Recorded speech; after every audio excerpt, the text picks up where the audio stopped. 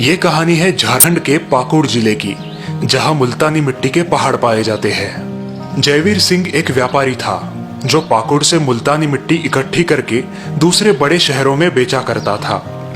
हर हफ्ते जयवीर सिंह अपनी बैलगाड़ियों पर मुल्तानी मिट्टी लाद दिया करता था। सहदेव, आज से तुम भी मेरे साथ व्यापार करने चलोगे। जयवीर अपने पोते को व्यापार सिखाने लगा। वो लोग अपनी मुल्तानी मिट्टी की बैलगाड़ियां लेकर पाकुड़ से रांची जा रहे थे। सहदेव, हम रांची पहुंचने से पहले धनबाद के बाजार में रुकेंगे। वहां जितनी हो सके उतनी मुल्तानी मिट्टी बेचेंगे और फिर रांची के बाजार में जाएंगे। ठीक है दादाजी।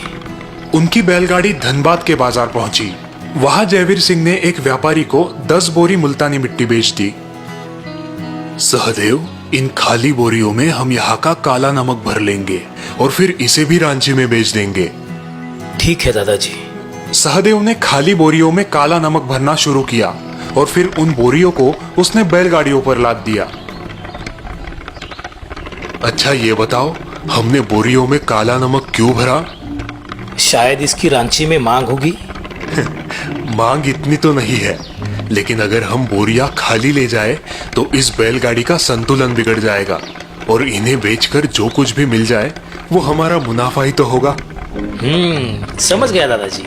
इसके बाद वो लोग सीधे रांची के बाजार में रुके, जहां उन्होंने सारी मुल्तानी मिट्टी की बोरियां बेच दी 10 सिक्कों के दाम से और नमक की बोरियां बेची 5 सिक्कों के दाम से। अगले कुछ महीनों तक जयवीर सिंह अपने बड़े पोते सहदेव को अपने साथ व्यापार पर ले जाया करता था।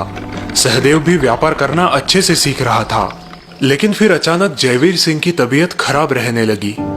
दादाजी, आपको आराम की सख्त जरूरत है। लेकिन तुम अकेले कैसे व्यापार करोगे? मैं अकेला कहाँ हूँ, छोटू है ना, और इस बहाने वो भी काम सीख जाएगा। चलो ठीक है, पर संभल कर जाना और जैसा सिखाया है वैसा ही करना। ठीक है दादाजी। अगली सुबह सहदेव और छोटू दोनों बैलगाड़ियों पर निकल पड़े। कुछ दूर चलकर छोटू, हम रांची के बाजार पहुंचने से पहले धनबाद के बाजार में रुकेंगे। और वो क्यों भैया? वहां जितनी हो सके उतनी मुल्तानी मिट्टी बेच देंगे। अच्छा। दोनों भाई धनबाद में रुके और उन्होंने वहां 12 बोरी मुल्तानी मिट्टी बेच दी। चलिए भैया, रांची चलते हैं। अरे रुको, आधी बोरियां बिक गई है और इन आधी बोरियों से बैलों का संतुलन बिगड़ जाएगा। हमें बची हुई बोरियों में काला नमक भरना होगा। ठीक है भैया। दोनों भाई मिलकर बोरियों में काला नमक भरने लगे। तभी एक आदमी उनके पास आया। भाई, ये तुम लोग क्या कर रहे हो? हमें 12 बोरी मुल्तानी मिट्टी बेचनी है और उन 12 बोरियों में काला नमक भर रहे हैं। और वो क्यों? बैलगाड़ी का संतुलन बनाए रखने के लिए। लगता है तुम दोनों के दोनों बेवकूफ हो। अगर बैलगाड़ी का संतुलन बनाए रखना है तो बची हुई बोरियों को आधा आधा बांट लो।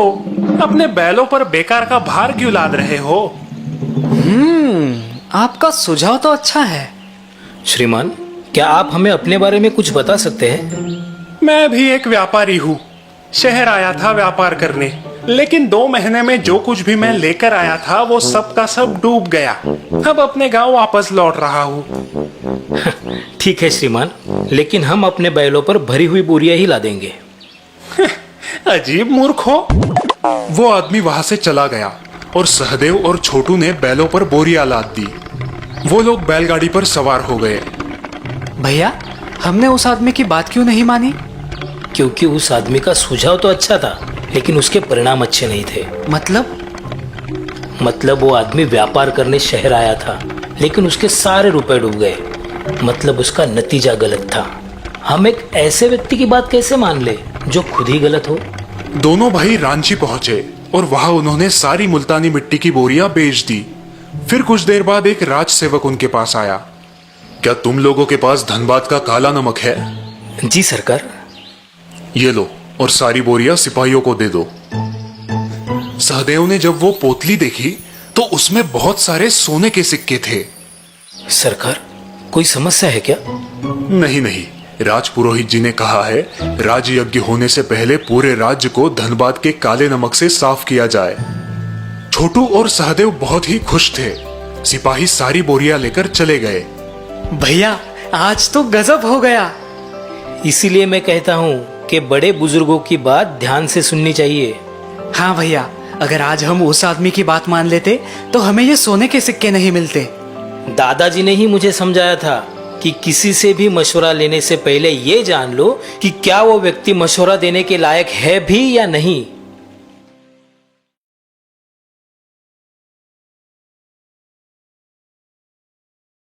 ये कहानी है रूपा की। रूपा के पति को गुजरे कई वर्ष हो चुके थे। रूपा का एक बेटा था, चिराग, और रूपा अपने माँ के साथ रहा करती थी।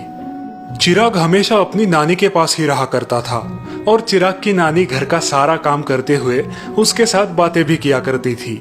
नानी माँ, बाबा को क्या हुआ था? उनका एक्सीडेंट हुआ था बेटा। फिर उनका इलाज क्यों नहीं करवाया? क्योंकि उस एक्सीडेंट में उनकी मौत हो गई। नानी माँ, मेरे सारे दोस्तों के पापा उनके साथ खेलते हैं, एक मैं ही हूँ जो अकेला रह जाता हूँ। माँ को भी किराने की दुकान संभालनी होती है। बेटा, अगर वो दुकान नहीं संभालेगी तो हमारा घर कैसे चलेगा? वो भी है। ठीक है, मैं बाहर जा रहा हूँ अपने दोस्तों के संग खेलने। ठीक है, जाओ, लेकिन अंधेरा होने से पहले घर चले आना। घर की सारी जिम्मेदारी नानी पर थी और रूपा दुकान में व्यस्त रहती थी। नानी माँ और रूपा के दिन भर व्यस्त होने के कारण स्कूल के बाद चिराग को दोस्तों के साथ खेलने के सिवाय कोई चारा नहीं था। ऐसे ही एक शाम चिराग खेलकर घर लौट आया। मेरे सारे दोस्त घर चले गए, मैं बोर हो चुका हूँ। तो तुम अपने माँ की मदद क्यों नहीं करते दुकान चलाने में? हाँ, ये अच्छा आइडिया है। चिराग दुकान पर पहुंचा। माँ। तुम यहाँ? हाँ, नानी माँ ने बोला है आपकी मदद करने के लिए। अच्छा है, आओ इधर। तुम यहाँ गल्ले पे बैठो और ग्राहकों से पैसे लो। ठीक है माँ। दीदी 10 किलो चावल तोल दो। अभी लाई भैया। चिराग, इनसे 100 रुपए ले लो। इस तरह रूपा ग्राहकों को सामान देते जा रही थी और चिराग पैसे लेते जा रहा था। अब अंधेरा हो चुका था और ग्राहक भी जा चुके थे। चलो अब दुकान बंद कर देते हैं। चिराग और रूपा ने दुकान बंद की और घर की ओर चल पड़े। नानी माँ, मैं आ गया। आ गया तू? नानी माँ, पता है आज मैं गल्ले पे बैठा था। माँ सबको सामान दे रही थी और मैं पैसे ले रहा था। अच्छा। हाँ माँ, इसके आने से मेरी अच्छी मदद हो गई। देखा, मैंने कहा था ना चिराग, अब कल से तुम रोज माँ की मदद करना। हाँ नानी माँ। और अगले दिन से चिराग रोज रूपा की मदद करने पहुंच जाया करता था। एक दिन दुकान पर चिराग का दोस्त आया। अरे रवि, तू यहाँ? ये मेरी ही दुकान है। अच्छा अच्छा, ठीक है। अगले दिन से स्कूल के बाद रवि रोज चिराग से मिलने लगा। क्या दोस्त, कैसा है? बहुत अच्छा। रवि चिराग से अपनी दोस्ती बढ़ाने लगा। चिराग और रवि अच्छे दोस्त बन चुके थे। वो साथ में घूमा करते और हंसते खेलते रहते थे। क्या यार, तेरी दुकान है और तू एक चॉकलेट भी नहीं लाता?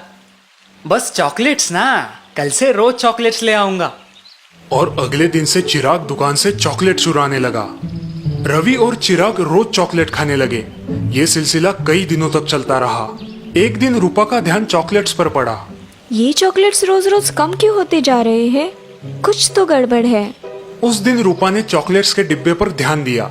तब उसने देखा कि चिराग ने 2 चॉकलेट्स निकाली और अपनी जेब में रख ली। कुछ देर बाद चिराग दुकान से निकला और आज रूपा ने उसका छुपके से पीछा किया। रोज की तरह आज भी चिराग रवि के पास गया और दोनों साथ में चॉकलेट खाने लगे। तभी रूपा सामने आई। तो ये मामला है। वही मैं सोचूं, रोज के रोज चॉकलेट जाते कहाँ है? तू चल घर चल, तुझे सबक सिखाती हूँ। वो माँ। रूपा ने चिराग के कान पकड़े और उसे कान से पकड़कर घर ले आई। आज तुझे अच्छा सबक सिखाती हूँ। रूपा, ये क्या कर रही हो? माँ, ये रोज दुकान से चॉकलेट चुरा कर अपने दोस्त के साथ खाता है। आज मैंने इसकी चोरी पकड़ ली और आज मैं इसे सजा दूंगी। रुको रूपा। माँ, अंदर जाओ, मैं चिराग से बात करती हूँ।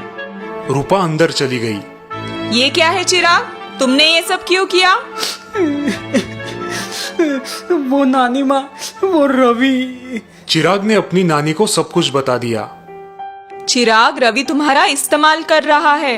अगर वो तुम्हारा सच्चा दोस्त होता तो क्या तुम्हें वो चोरी करने की सलाह देता? नहीं नानी। तो ऐसे मतलबी दोस्तों से दूर रहो और अपनी माँ से माफी मांगो। माँ, मुझे माफ कर दो। मैं आज के बाद कभी चोरी नहीं करूंगा।